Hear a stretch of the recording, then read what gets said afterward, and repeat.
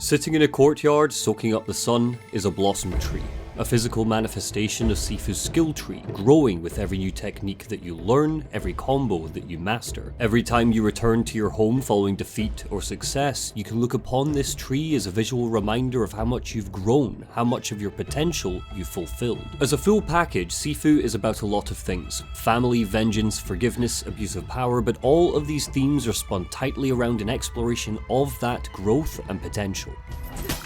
Aw, suck a fist, you spooky crone. The player gets their ass kicked over and over across 5 short labyrinthian levels, but your playtime is extended and loosened due to the difficulty. By the time you spare the final boss, you'll be so immersed in the flow of combat that you'll be able to inhale every kick, every punch, every dodge, and every parry like you've been doing this your whole life. Which is ironic, because the game reminds us of this with wrinkles and grey hairs every time you die, a statement on how little time you have to master those skills. Sifu's opening is so carefully curated, so carefully focused on showcasing our potential, so deliberate in the expectations it wants us to set for ourselves that it makes the player want to grow before we even take hold of our main character. And unfortunately, any game releasing this year is going to have a hard time topping it, and I don't say that lightly. So let's break down Sifu's opening moments and assess how it teaches us potential. This is the first 10 minutes.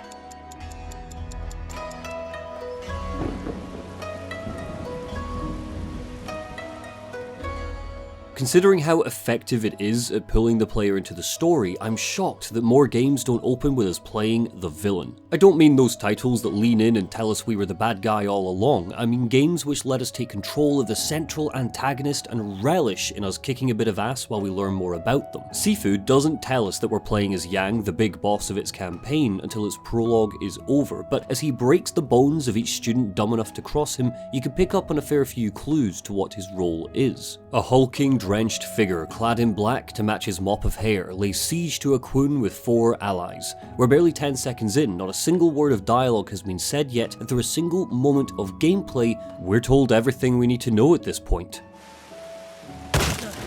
He's ruthless and powerful. Yang could just as easily have opened this door. The prompt does come up, but the game locks it because Sifu prioritizes this simple, deliberate showcase of strength by forcing us to smash our way into the Kagune. Putting us in control of Yang is Sifu's opening gambit. The game gives us someone powerful and strong and enemies who can barely hold a candle to him so that we get a feeling for how impressive we might later become once we enter the game proper. This creates a real sense of determination in the player. Right behind this door is a single enemy, separated from his pals in a tight corridor. This space is here to make sure we engage fully with an aggressive strategy. We're being conditioned not to run away from enemies or cheese them in an open space. This guy shares something in common with the combatants on the other side of the room though. All of them have a small stagger bar, so we can wipe them out with just a few hits for that satisfying clang sound associated with a takedown. The more open space that we face our first mob in has 7 enemies, but the game introduces a ringleader who calls out to Yang first. That call out, as well as her forward positioning, makes her our first target, and the other students won't lash out at Yang until she's taken down.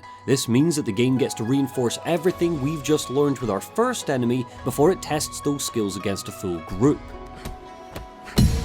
Yeah, I know Kung Fu. Sifu is really careful with how it lays out its combat trials during this prologue. These trials are set to the backdrop of a literal house of potential. The Kagune that Yang is fighting through is home to a Sifu, a teacher who encourages his students to grow and master their martial arts skills. Unfortunately for them, they haven't grown enough to be any threat whatsoever. There are 4 trials in total, purposefully spread apart from each other, introducing new environmental elements to be aware of. This first mob teaches us that we can parry when facing any direction, but it also adds to Yang's sense of strength. He's just cleared a room of a whole mess of foes in barely a few seconds. The second trial has just 2 enemies in a cluttered room. 2 tables restrict our movement, and both of them are armed with bottles for extra damage, but the game channels us up a pathway that brings us into contact with a stool we can kick to knock one to the floor with ease. The third trial combines the two, with a table in the middle and an open doorway to teach us we can minimize how many combatants will surround us if we use it to funnel enemies through. And the fourth trial puts us up against a boss, but we'll get to old Sifu in a minute. Thought you said they'd put up a fight.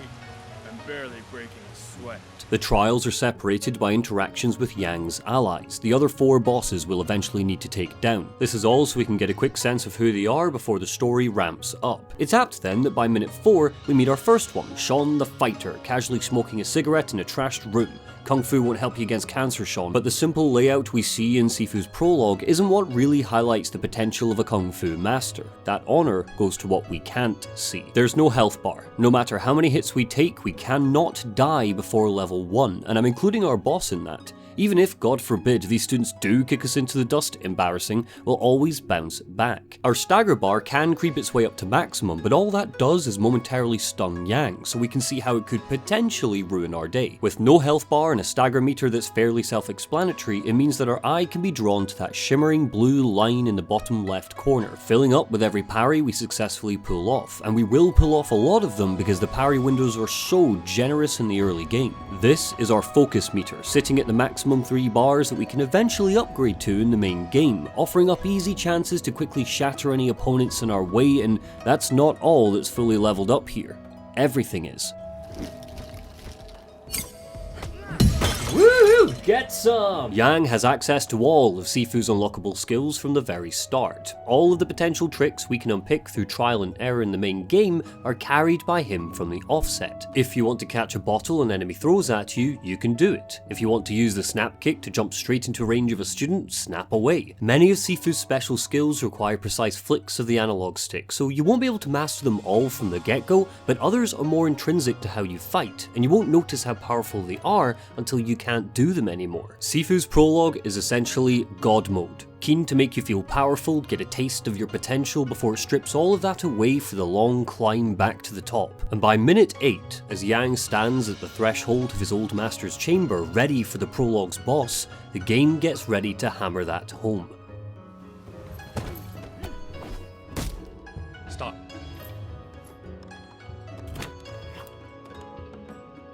Yang. Of course. As a boss, Sifu doesn't pose much of a challenge. Remember, you still can't die here, so the only obstacle you really have to overcome is getting your hits in. However, the illusion is there. He can stun you, flashing the screen a disorienting black and white. He can also dodge, just like we can, and he introduces a couple of unblockable attacks for good measure. This fight is meant to feel like it's tricky for a first timer, but all the game wants you to do is master hitting an enemy that isn't in the mood to take a punch. There are generous windows for recovery after Sifu comes in for a couple of hits, to the point that he lets our stagger meter almost reset before coming back in. You basically have to stand still if you want to let him properly stun you, because the arena of his first phase is so open. His second phase, which is our warning to prepare for multi-phase bosses, tightens that arena so we're often within arm's reach of him, but those windows of opportunity remain generous, and Yang's attacks can still pack some serious damage. Once you realise that Sifu is no match for your godlike skills, the player suddenly sees him as the frail old man that he is, and we glimpse the weak child we're about to be downgraded to. By minute 9, with Sifu dead and the game firmly labelling Yang and his minions as the bad guys TM, we're treated to a slow build-up through flashing credits to reach the title card. And this is the cherry on the cake right here. We take control of our main character, training over 8 years, fighting the phantoms of our fearsome 5 as the game rushes us through the cliff notes of the key things we need to know to master Sifu's combat. Parrying, dodging, low attacks and high attacks make us feel strong, almost as strong as Yang was, giving us just a taste of how satisfying it will be to grow, to become as powerful as he was. Not to mention that the strategies we're taught here line up with the best tactics for taking down each boss. Sean's Phantom teaches us about the importance of dodging. The Artist teaches us how vital stuns and jabs will be. Sifu's opening doesn't tear up the rulebook, but in its simplicity it introduces us to a threatening villain, gives us a sense of power that we're determined to feel again, and eases us carefully into the basic mechanics of its systems while highlighting our potential. I don't think I'd change anything about it. Sometimes less is more. So let's leave it there. Hey, thanks for watching. This is a shorter video to tide you over while I work on my critique of Bioshock. Send help, I'm halfway through Atlas Shrugged as preparation for. Scrolling up the left hand side of the screen are my patrons. If you want to join these total legends, the link's below. I'm saving for my wedding right now, so every little helps. Plug, plug, plug. Order of thanks go to Gavastrion, Gin Rummy, Ross Hupp, Unholy Biscuit, Blank Name, Greg Greed, Uzair, Leon, Matthew Sinclair Thompson, Justin Johnson, X Wrights, Baxman, Shamax, Tibby Galanu, Aiden, Jonathan, Zachary Johnson, Daxter TK421, DNSCH, Martin Grimmin, Jordan S, Jared Trainham, Nick, Damp Gibbon, Monikari, Kieran Gresty, Jade Kavanagh, Phil P, Liam DeBorn, Lamar825, Jeremy Shore, Ike N, The All Brand Man, Jake, Tempe, Courtney Wampler, Anthony Holder, David J. Morin, Minute O, Iskerton, Callum Armitage, Torstein Sundness,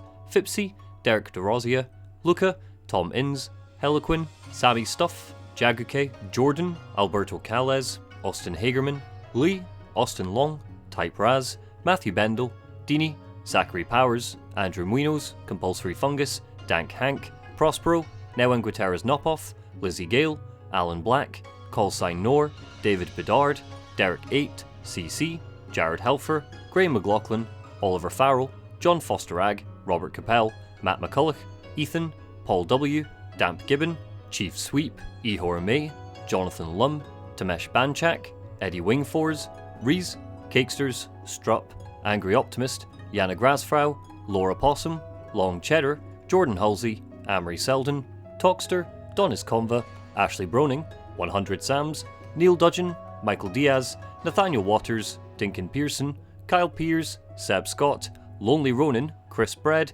Kane Highwind, Neve Kerr and Johnny Miller. Thanks again, guys.